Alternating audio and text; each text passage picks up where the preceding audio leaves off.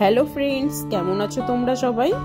আমি মাম্পি চলে এসেছি আরেকটি নতুন ভিডিও নিয়ে তোমাদের সাথে শেয়ার করার জন্য। দোল পূর্ণিমাতে সারাটা দিন আমরা কিভাবে কাটালাম। এবার দোল পড়েছিল শুক্রবার, কিন্তু পূর্ণিমা লেগেছিল বৃহস্পতিবার। আর এই বৃহস্পতিবার রাত্রেই আমরা হোলিকা দহন দেখতে চলে গেছিলাম জোড়া মন্দিরের আগের স্টপেজ জ্যাংড়াতে।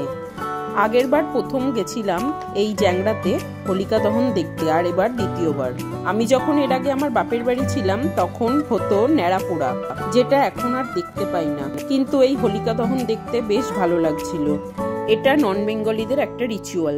তারপর শুক্রবার সকাল সকাল ঘুম থেকে উঠে দুপুরের রান্নাটা করে নিয়ে আমাদের ফ্ল্যাটের বেশ কয়েকটা ফ্যামিলি মিলে আমরা দোল খেললাম। এই ফ্ল্যাটে প্রতিবেশীদের সাথে আমার দোল খেলা এই প্রথমবার, কারণ 7-8 মাস হচ্ছে আমি এই ফ্ল্যাটে নতুন এসেছি। তার ভিডিও আমি তোমাদের সাথে শেয়ার করব। এরপর রং খেলা হয়ে যাওয়ার পর স্নান করে চলে আসলাম ঠাকুরকে পুজো দিতে। তুমি তো বলতে পারো। এবার দেখুন পড়াচ্ছে, সব পরিয়ে দিলে কি সুন্দর লাগবে আপনি দেখতে। এই দেখুন আমাদের গোপাল রেডি হয়ে আছে, বাসিটা দিচ্ছে।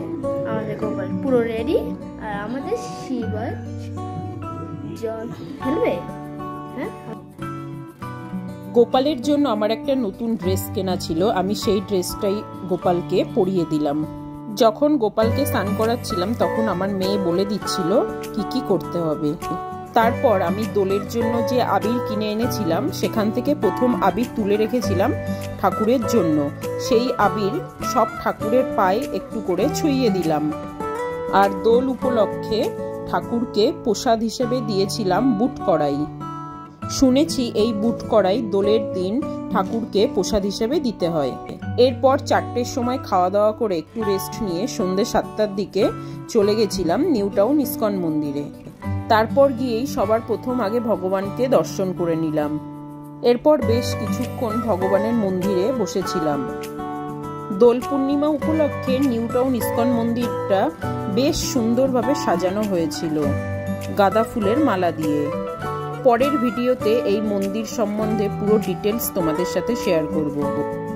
মন্দির থেকে বেরোনোর পর ভগবানের জন্য সন্ধ্যেবেলা যে ভোগ আরতি হয়েছিল সেই ভোগের প্রসাদ পেয়ে গেলাম। সবই ভগবানের ইচ্ছা।